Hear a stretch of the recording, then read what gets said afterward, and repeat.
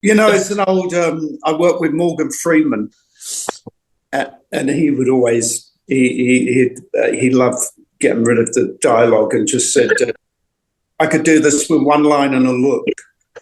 I don't need all this. I just need one line and a look, and I can convey the same thing.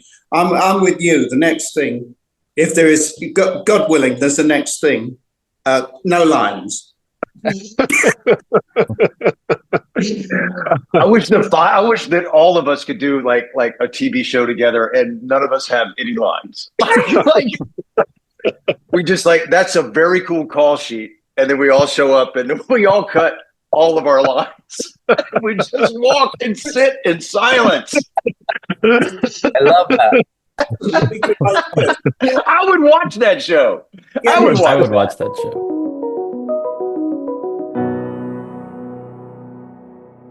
So thrilled to have you all here. Here, I wanted to start with you. Shōgun has 25 Emmy nominations, a pretty remarkable feat for a first season show.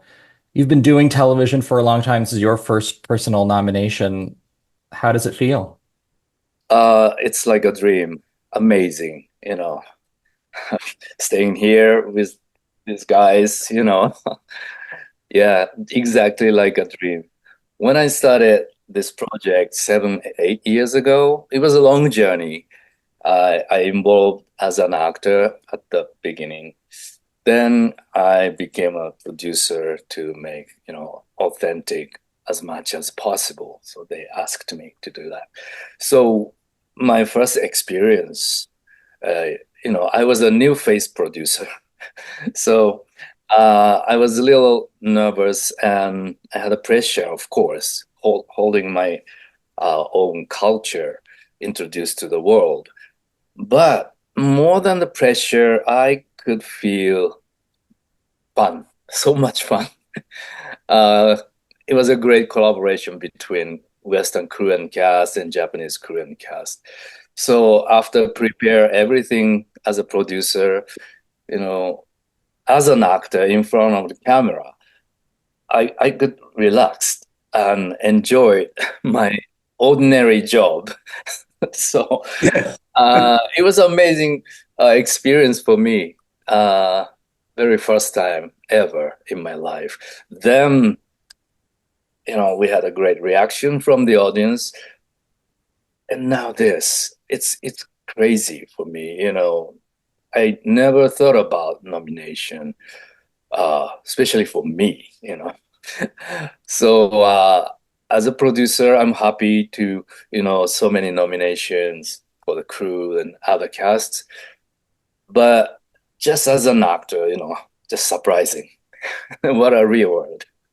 Even nomination itself is so like a dream for me. Well, you deserve it, Hiro. Just to say, congrats, man. You embodied that role. It was just really beautiful, nuanced work. Very culturally specific. It was very beautiful. Well done. Oh, thank you so much. Oh my God. Don't make me cry, please. We're only 2 minutes in, guys. We got to save the tears for the end. A lot of you have done TV for a number of years. Gary, you, on the other hand, this is your first regular role, if I'm not mistaken. With Slow Horses, why was this the time? And being nominated several years into the show, how have you observed the way it's caught on and the way viewers have responded to it over time? Well, it's very sort of culturally sort of specific, but it's reached sort of beyond that. It's like the little show that could, I guess, and has really gathered an audience. I've always been a fan of long form TV.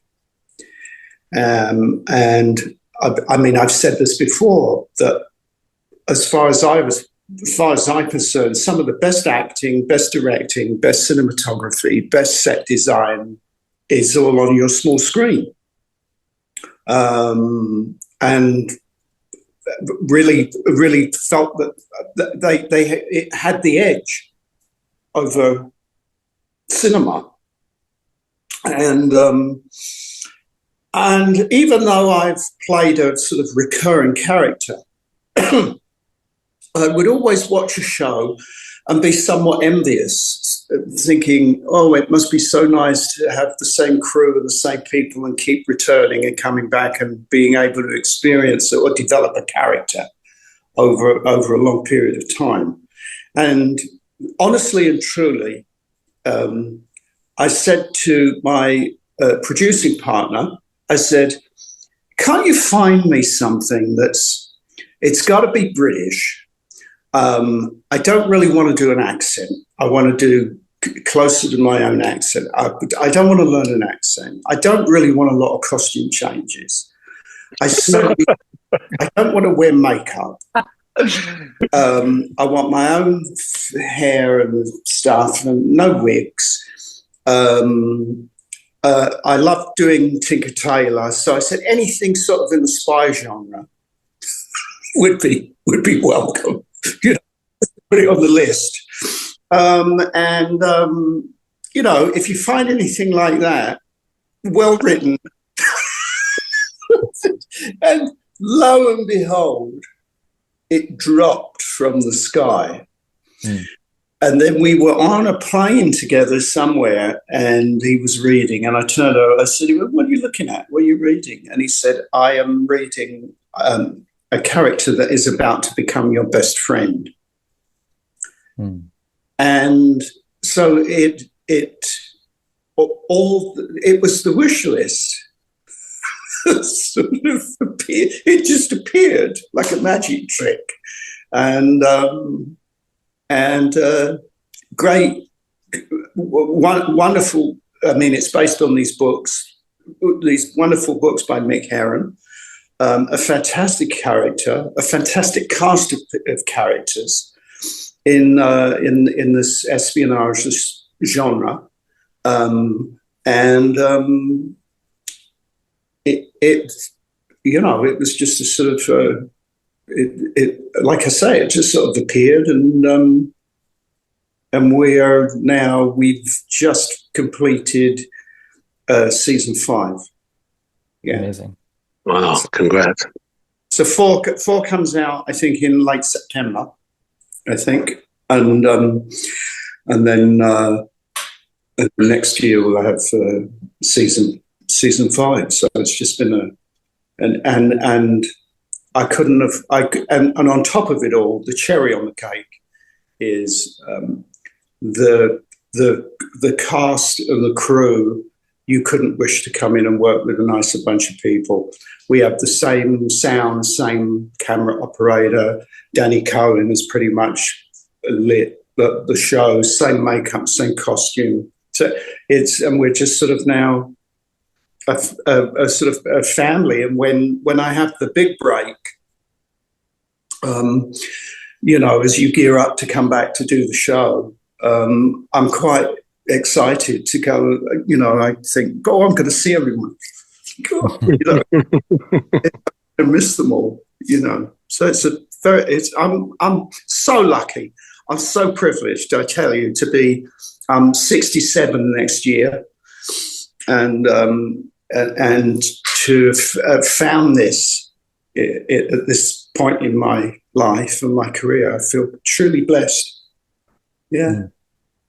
Nice. Walton, you have experience with a couple shows that have gone a few seasons, coming back over and over. Things, yeah. Yeah. But this one, though, you've got your first lead acting nomination. For someone who's been working in this medium for a long time, mostly in supporting parts, does it feel different?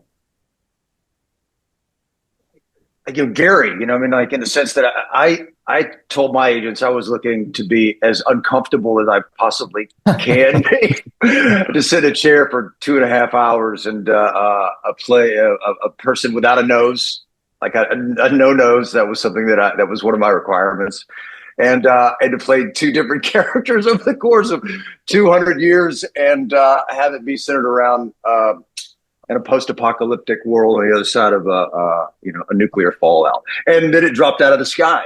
I was sitting next to somebody on the plane, and they said, I said, what are you reading? And they said, a fucked up, irradiated cowboy that I think you would be perfect for. With no. Okay. I'm in. No, I've been very lucky in the sense that, television's really kind of been my bread and butter for a long time. And with The Shield, it was The Sopranos first, and then it was The Shield, and nobody really had any idea like what an 84-hour kind of serialized journey would be for an actor. We certainly didn't realize that we were going to get the opportunity to do that. But over the course of those 7 years, I just became addicted to this format and this way of storytelling. And then Graham Yost, with Justified, and and kind of like here I am, whatever, 20 years later, kind of in this medium. And then this opportunity really kind of came up. And I Jonathan Nolan is someone that I've been a fan of for a very, very, very long time. And it literally was 3 minutes into like a Zoom call with him and our writers, Geneva and Graham, that I said, I'm in, no matter what. They said, well, don't you want to read the script? Yeah, sure. But I'm in. They said, well, do you want to know who you're playing? And I said, doesn't really matter, but sure. Okay. And they said, you're playing an irradiated kind of cowboy without a nose. And I said, oh, well, maybe I should read those scripts. let me read them and I'll get right back to you. But we went about kind of doing it, and I read them, and I'd never really read anything like it. And I'm not a gamer myself. My son is a gamer, but I was just so taken with the world in which they created, and it is a unique story, kind of in the canon of this intellectual property Fallout. And I thought that it pulled no kind of political punches. And the satirical kind of elements of this story dovetailed in a very specific way, and what the world is experiencing right now. And I felt like, yeah, I could play these two people over the course of this time, and have them speak to each other. Just figure that out. Like, how do they speak to each other over time, and get into bed, metaphorically speaking, with some of the people that I've been fans of for such a long time. And then here we are. All of a sudden, I'm on a Zoom call with a number of my heroes. That's lovely. I wonder what's going to be next on your checklist after this kind of role. Season 6. That's something in Slow Horses. A British accent in Slow Horses, season 6. There you go. I second that. I want everyone doing that here on this call. Idris, I thought of you and what Hiro was saying earlier as a producer on the show, because you've produced a number of projects you've started, including Hijack, for which you're nominated as an actor this season. On a project like this, especially when you're helping build from the ground up, what do you see as your role behind the scenes, and how does that impact the way you approach the character in your performance? Well, I think, first of all, just to say, when you get nominated for an Emmy, fantastic. First thing you do, you go, thankfully, wow, that's lovely. And then you look at the list and then you go, oh, no way. Especially this list of actors, because I was like, oh, God. Anyway, I'm really, really thankful for this opportunity, because this came at a point. I've been doing television for a long time, and the producing over the last sort of 5-6 years has been something that's really sort of helped me steer my acting career, so I can produce stuff that I love and be in stuff that I love. And I was really the support mechanism to a really, really, really, really, really talented team in George McKay, who's a fantastic writer, and Jim Field Smith, our director, who really know the DNA of the project. My character is obviously central to it, and so it was a support net mechanism to what do we think, how do we think this should play out. But essentially, I was very lucky to just inherit this opportunity to work with this team who had already sort of had the bare bones of the story.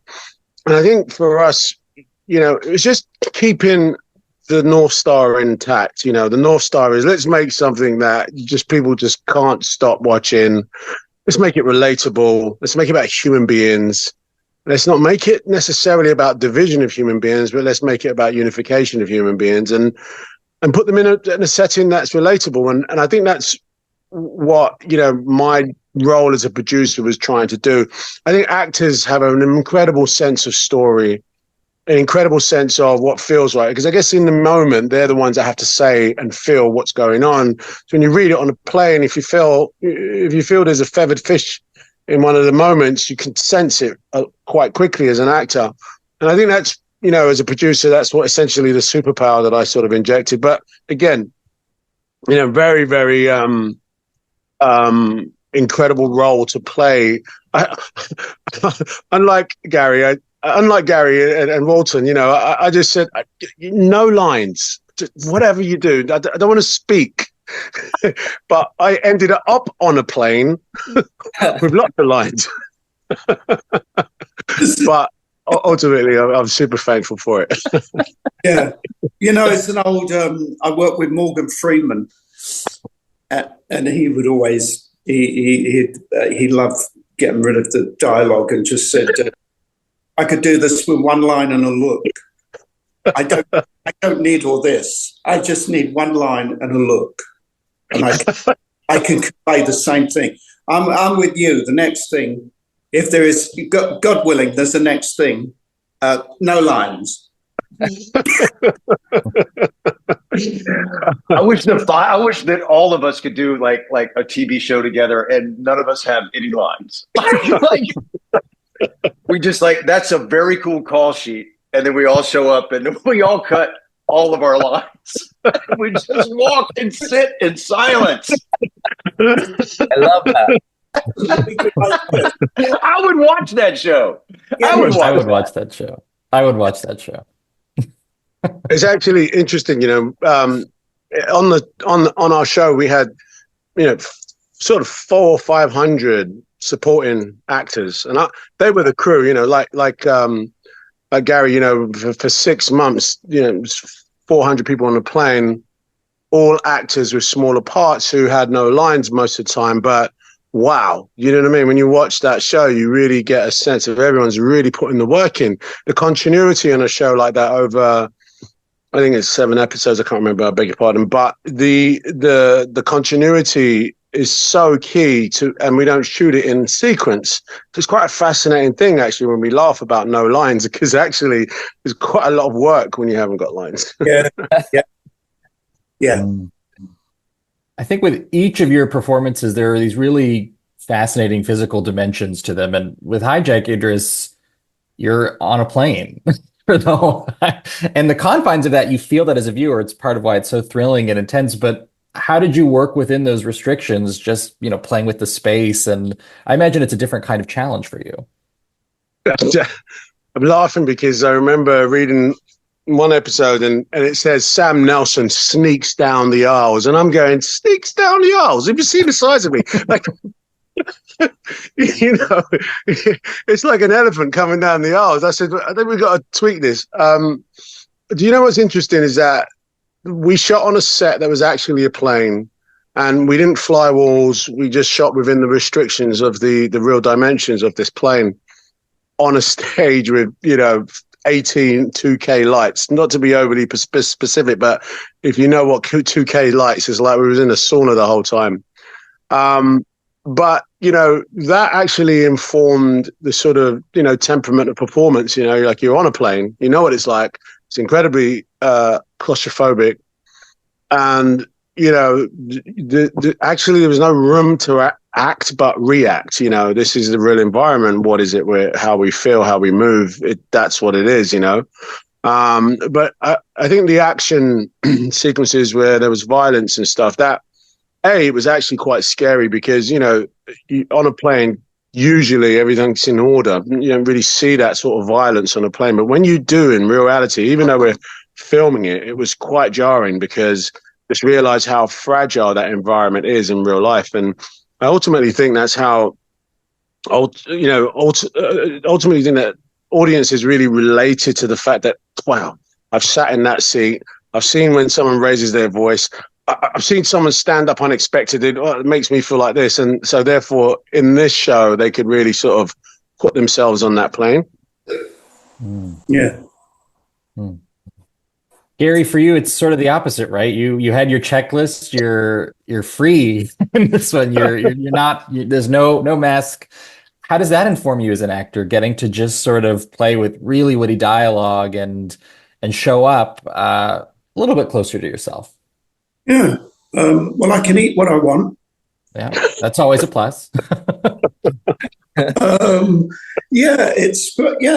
come in and they put some very little. They put a lot of product and grease in my hair, and they give me broken blood vessels, and I've got the same shirt, same tie, same old Mac, which is my sort of my summer wear. Lamb's summer wear is the Mac, which is my nod to Columbo and Peter Falk. I was a huge, still am, such a fan of that show. A bit of grease in the hair, and it's nice not to be sitting around. Hiro will know this, in big elaborate costumes or sitting around in armor. And we've all had different. Just listening to everybody, we've all had different sort of experiences. Idris has got the claustrophobia of the plane. Walton's got prosthetic makeup. He's got two characters, and prosthetic makeup. So that's something in itself. Your day is going to start 2 hours or 2.5 hours in the chair. That's why makeup people are always very important, because they are the first people that you see in the morning, and they are the closest to you. Wardrobe and makeup touch you, so that's very important. And then Hiro will, in those big elaborate sort of headpieces and costumes and things like that. We've all, in a strange way, we've all got the sort of different, and I'm a sort of acidic, lugubrious old sod, who after years of being in the system, is sort of, it gives the impression that he doesn't care, but probably cares more than most, but uses it as a sort of defense mechanism. I love everybody in the cast, but when we're working, I'm Lamb's quite unpleasant to be around. Sometimes I'm telling everybody to F off. But that's kind of, it's kind of interesting. And I'm on the other side of that a bit, because the three actors have got these sort of challenges, which I've sort of in past years have experienced. You've been in that makeup chair before. I've been in the makeup chair. I've been in some funky clothes. Yeah. Hiro, the creators of Shōgun have really credited you with maintaining a level of authenticity in the show, from the costumes to the body language. So to exactly what Gary was talking about, how did that inform your performance, the physicality of getting it right, getting that era right, this kind of character right, in your case, Toranaga, of course? Yeah. Samurai story has a, long background. And as a producer, I could hire Japanese crew, specialist for the samurai drama, wig, costume, and master of gesture, for each department. Luckily, we had a great team and great collaboration. Then gesture is very important, totally different from modern living and kimono. It's totally different from the modern costume. So we need to teach young actors, exactly the correct movement for each. Yeah, each movement has a correct how to open the shoji door, or how to sit, how to walk, and how to holding the sword. Everything have to be correct. So we had 3 coaches as special master of gesture on set. So luckily, I have an experience to learn long time since I was a child actor. So for me, it's very natural, wearing the costume, moving the correct way, or speaking Japanese Shakespeare language. It's like a totally different words, die and thou, or something like that.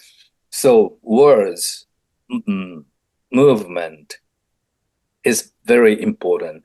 So we try to, make authentic as much as possible this time, because it's based on the real history, and we have a real model in the history. But this show is based on the novel. It's fictional entertainment. So try to make story and the character believable. We have to make authentic visually, correct way to show to the audience. So never bothering them. If something incorrect, we cannot concentrate for the story or character, emotion. That's why we try our best. It was important for this show. Could I ask a question? Please do. Well, yeah, you ask, I'll ask it too.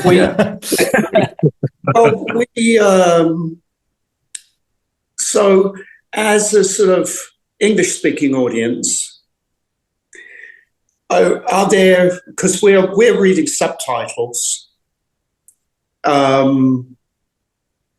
so there must be nuances in the language that we're missing, that the Japanese audience is hearing when you say that it's almost like Shakespearean language.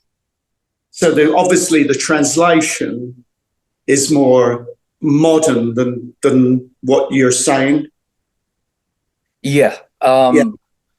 We've done a lot of discussion about 70% Japanese and with the subtitles, but for the Japanese audience as well, young generation cannot understand the Shakespeare Japanese.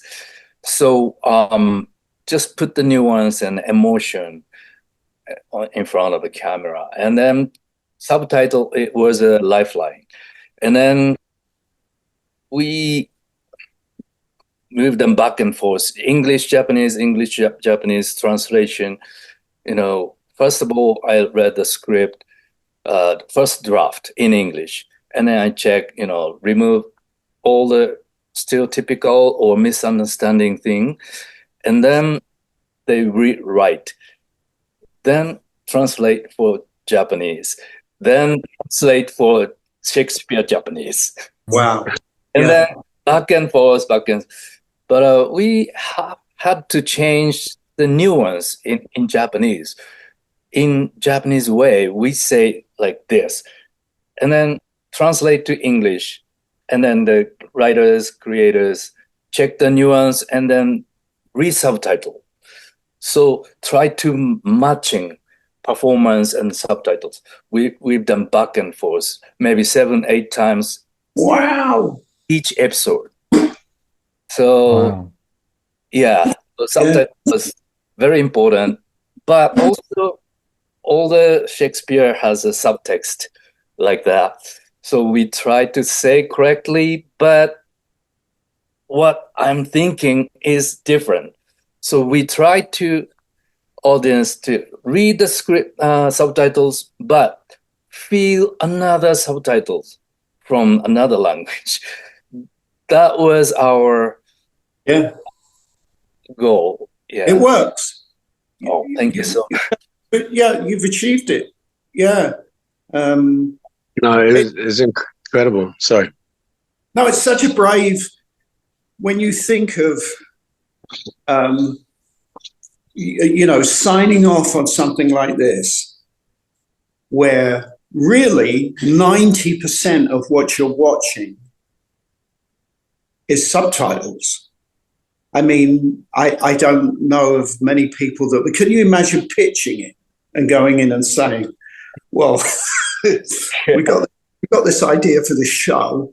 It was challenging, like a gamble, but we believed the audience, their imagination, the intelligence, or passion to try to understand other culture, so, but I'm happy to, There was also the layer of the interpreter's interpretation of the English characters' words on top, which I just was like, I almost said, I'm going to go and learn Japanese now. I want to learn Japanese because I loved that dynamic. I just thought that was genius. Very, very well played.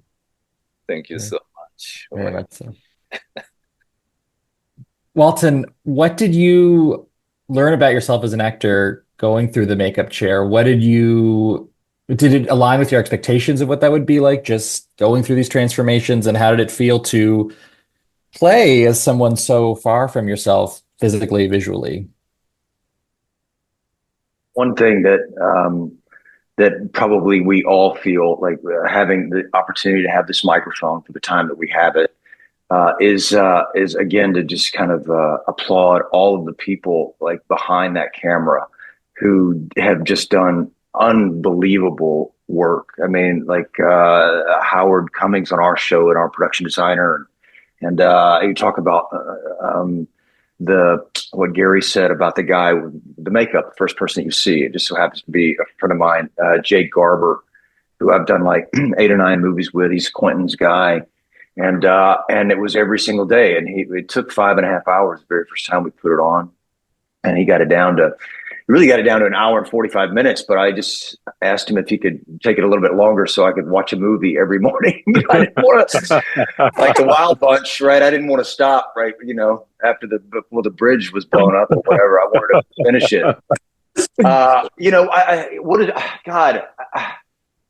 I'm getting, what did it teach me? Like, I'm getting too old for this shit. It's that, like, I don't know. I mean, I don't take a lot of roles anymore because I think everybody on this panel has done their fair share of kind of fighting and fight scenes and things of that nature. And there's a price to pay, for all of that. So, if I can inhabit a world with people that are loquacious and use a gun, then I'm better for it. No, the thing that I think I learned most was what we all probably get paid for, right? It's not acting; it's waiting around and patience and meditation and being uncomfortable for long periods of time. And like, how do you deal with that? Once I had the makeup on for the first time, it was one of those situations where, you leave your room and people have one or two reactions. They can't stop looking at you, or they don't look at you at all. Right? I spent the better part of all of my days alone, just kind of in my head, in this guy's head, and in some ways it was like Stockholm syndrome. The very first time I took the makeup off and I stepped into the shoes of this guy, Cooper Howard, which is who he was before the bombs dropped, this like laconic, cool, laid back kind of B movie star. That was scarier to me than ever putting this makeup on, really, because it became like a shield, like an armor for me. And I wonder, Gary, like, I wonder if you felt this, but I just couldn't, I didn't know what the audience was reading. So I wonder, like anybody else on this panel, like, I don't know how to like with my face, how do I gesture with I don't do that. Right. So you just kind of communicate with, I don't even know how we communicate. It's from our heart or from our eyes, whatever it is. But I was deeply insecure about whether or not anybody watching this was getting anything that was going on in my head or in my body or in my heart. And I wonder, Gary, did you ever have that with Churchill? Did you ever like feel like you were drowned kind of in this experience, like that was getting lost? How did you kind of, what was your barometer for understanding what was kind of happening to the people watching?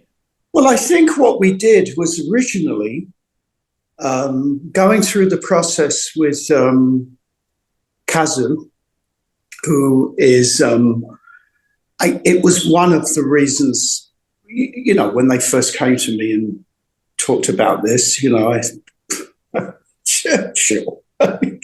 Well, I don't know about that, you know, and finally I sort of said, look, if Kazu can do it, I would really consider it. I said, but for me, you know, there's lots of wonderful makeup people around and out there, but I just said I'd work with him, and I just said Kazu is the person that could pull this off if anyone can.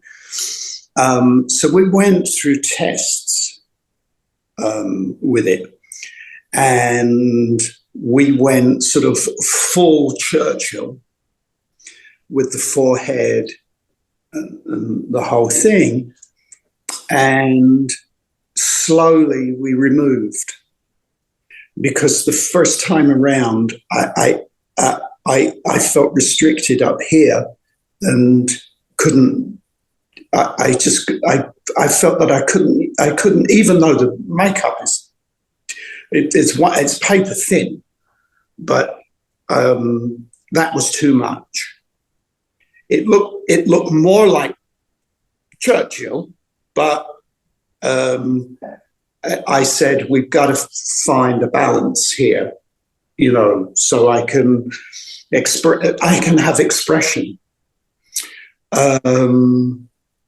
And so by the process of elimination,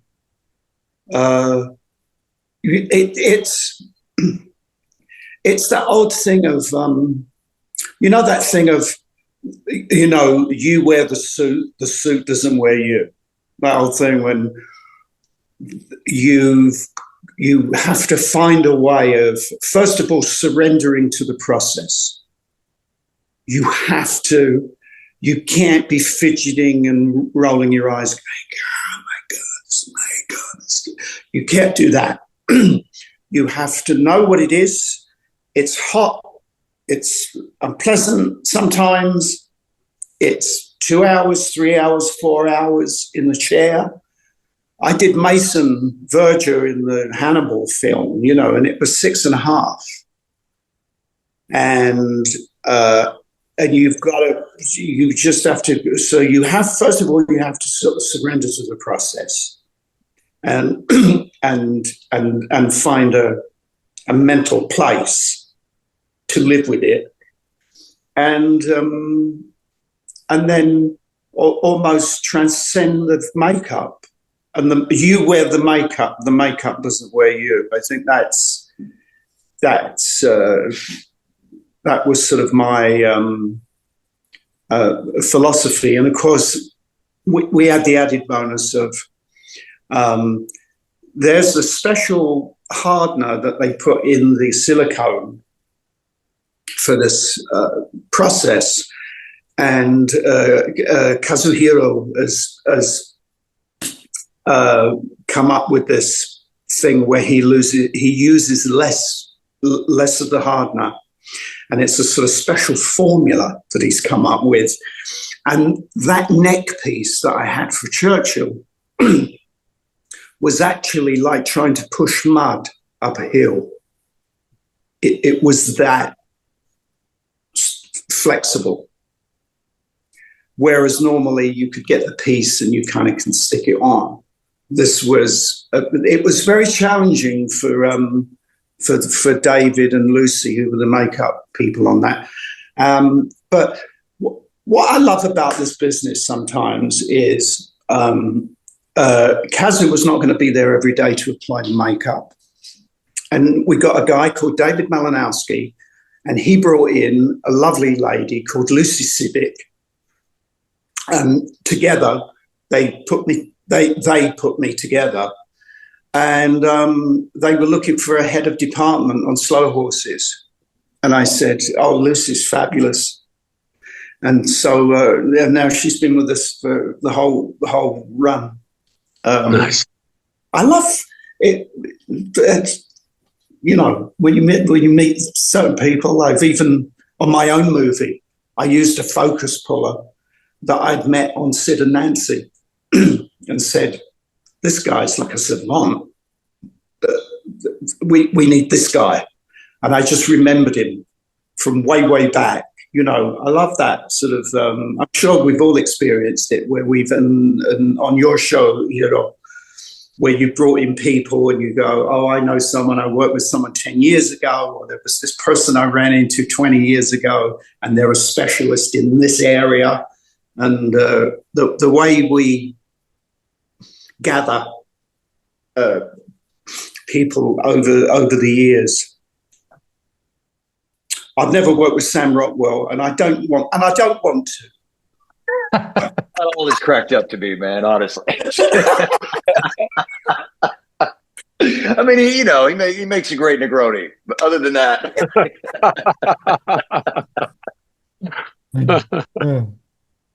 I'm curious, Idris and Hiro, to what they were speaking of. Not necessarily because of prosthetics, but if you've ever had a role, been given a performance where you're like, I don't know if what I'm doing is translating. I don't know if this is coming across for whatever reason. Is there a memory you can speak to for that kind of experience? No, I have no idea. Yeah, actually, yeah, always different situations. So try to make a best balance. You know, even Japanese Shakespeare language, you know, sometimes too hard to understand. We try to make a little modernized to understanding, but try to keep basic idea of the classic way to say. So everything is a balance. I had two experiences where it was heavy prosthetics. One was playing Nelson Mandela, Of course. and the other was I played a character called Krall in a Star Trek movie. Mm-hmm. Now, Nelson, the late great, we had adopted, Justin Chadwick's director, we had adopted the idea that I wasn't going to do a look-alike version. I don't look like Nelson. I was much younger than the age range we were playing. And so it was about being, embodying the performance, embodying the culture of Nelson, embodying that story. And in his later years, when the most famous imagery of him with the white hair and the face, that was the most it was based on the book Long Walk to Freedom. And so we had to pay homage to the iconic look. And it was definitely one of the most challenging things because, I don't look like him. He's very, very iconic. We're in South Africa amongst South Africans at a time where they were South African crew, although, very sort of accepted of me playing him, was like, this is interesting. This is a West African man playing a South African. There were very, very different cultural, ethnicities amongst South African and West Africans. So I was really paranoid that what I was doing wasn't coming across, or I was doing an impression, or I was, not embodying his presence. And I definitely, Walton, I did that whole movie just thinking, I'm just going to bare my soul. I'm just going to bear what I've learned. I'm going to just, really, react and interact with the scene and the opportunity and the moment, and there were some very intricate scenes of his personal life that I would have had no idea. So it really was about giving myself, it wasn't like doing a speech. It was like some intimate moments, and I really didn't know. And that's where collaboration comes in. The actors, the director, of course, your DOP, interestingly enough, you have this very, trusting relationship with your DOP because Usually it's a wink, it's a nod. And, you know, you just know that they've been watching that performance and that moment in that eye lens, and it connected or it didn't. So it just, you know, that relationship was quite powerful for me. But then with Star Trek, you know, my character, it was a full head prosthetic. I mean, there's no version of me in it. You couldn't see me, different eyes, different teeth, different voice. I mean, I don't know. And at first I thought, oh, that'd be a challenge. Cut to, you know, 5 hours in a chair, you know, 2 a.m. calls, you know, and like sweating.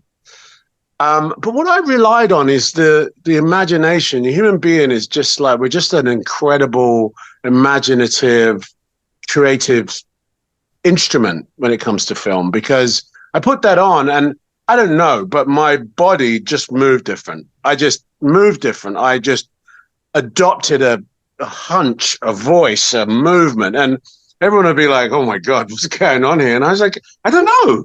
It's just my brain, my anatomy is just going, oh, is that what our head is now? Okay, well, here's what comes naturally to you as you move. This is how you'll speak. This is how you'll index rather than that. Yeah, whatever it was, but it just came sort of like a, you know, and then I just relied on the feeling internally as opposed to what it looked like externally. It was quite fascinating though, man. That's exactly it, and that's the. I think that's what I was talking about earlier, about transcending you wearing the makeup rather than the other way around. Yeah, it's a thing that you have to kind of focus on. But do you find this, that what I would do is, you know, come in like we've all done very early in the morning. The first thing they did was shake my head. That I did not. At 2:30 in the morning, I don't want a razor. It's drove me nuts. One was okay, but do you find that you're sort of there in the mirror and you have to focus, because these pieces that they stick and put on, they have to line up, and then you know where they are. You can always say, you know what, I think that's a little too high, you know, and you start to kind of get a feeling about it. But what I loved was as it slowly came together, and then the sort of character, and then it all starts to sort of happen, and then you know, as you got closer to it coming together, it was sort of like, oh, there he is. It's like hypnosis. It is. When I stepped out of that trailer for the first time, you know what it was like? Okay, let's see what this thing can do, right? Let's just look at it. I took videos of it, you know, and everything like that, but I'd never put everything on all at once. And until the very first day we shot, really. And I was just kind of like really thinking about, because he's, you know, I mean, it's a fictional world, but he's, you know, he's like 1950s, you know, he's 1960s kind of in this, you know, group of kind of actors, like in this kind of retro futuristic world, but still it's real. It's fucking real to me, right? The people that I'm with have a real community of actors that it kind of came up with. I thought, oh, well, he's just he's a stunt guy really from Oklahoma that people just gravitated to, and just because he had this very cool ease about him, and they asked him to do a line, you know, because an actor didn't show up, and he did, and it's like, wow, he's pretty good with that line. And then all of a sudden, cut to, you know, a couple of years later, all his stunt buddies are, you know, giving him shit because he's got his own trailer, right? And then before you know it, he's he's making movies and all the rest of it, and I just kind of like watched a lot of these like interviews with all of these cats, and then I settled. It's like, okay, well, all right, you know, if we got some Newman, if there's some Newman in there, Butch Cassidy and a little Henry Fonda from, you know, Once Upon a Time in the West, you know, and it's like, okay, well, they're in between, and that's like something I can work with and speak to, you know, this guy, you know, 200 years earlier, and it was kind of what you said, other than what. I don't know if you guys feel this way. I don't want to speak out of turn. I mean, there are choices that you have to make, right? But I don't really believe in that so much, you know. I just, if you turn yourself over to an imaginary set of circumstances, I mean, you can test some shit out, right? But mostly you just become this person. If you're that guy, and you think, if that's your theology, I suppose, when it comes to this sort of thing. And that's exactly kind of what happened when it was all on, and I stepped out, and it was the first couple of steps, and it was like, oh, okay, yeah, I got you. Yeah, all right, let's go. That's so exciting. That's so exciting. It is all action. When it first aired, I remember seeing the zombie, like the character. I remember, and I turned to my wife, and I just said, God, he looks like Clint Eastwood from A Fistful of Dollars, who's had an accident with a microwave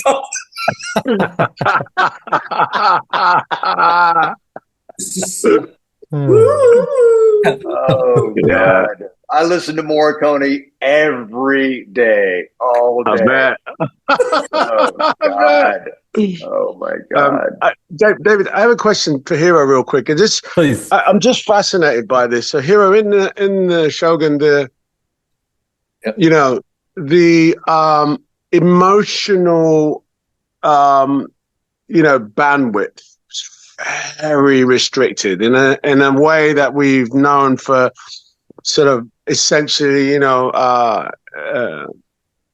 Japanese cultural sort of emotional outburst, emotional showing is quite, limited. And I'm just curious, as a modern day actor in a world there was no acting, so to speak, and the story is linked to the emotional engine.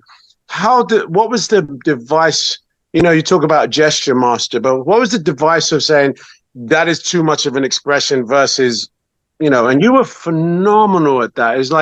It was the raise of an eyebrow, just the nod of a head, and it was just like it said so much, which is, what we know from the culture. But I just wanted to understand, as you're making a modern piece, with the exec saying, we need more tears, we need more yelling. I mean, how did it work? Yeah, actually, in that time, the custom is, a little different and more hiding everything. Especially my character, so strategist and mysterious, powerful, but also human being. So complicated character. But yeah, for me, same as modern drama, emotional thing is expand in my mind, but condense, and then cut off. Try to make simple, especially this time, maybe because I was a producer as well. So before I'm standing in front of the camera, I prepare everything. I believe my team, everybody watching. So I just need to concentrate. But also, as a producer, taught to myself, don't explain too much. We are a whole team. And then I saw all the scenes and every shot with monitor or on set. So I could believe them, as a team. So my position is not necessarily explain anything, luckily. So less dialogue and just stay there as a character and just react to others. So I felt, this time more getting simpler than usual, I believe, because I'm producing as well.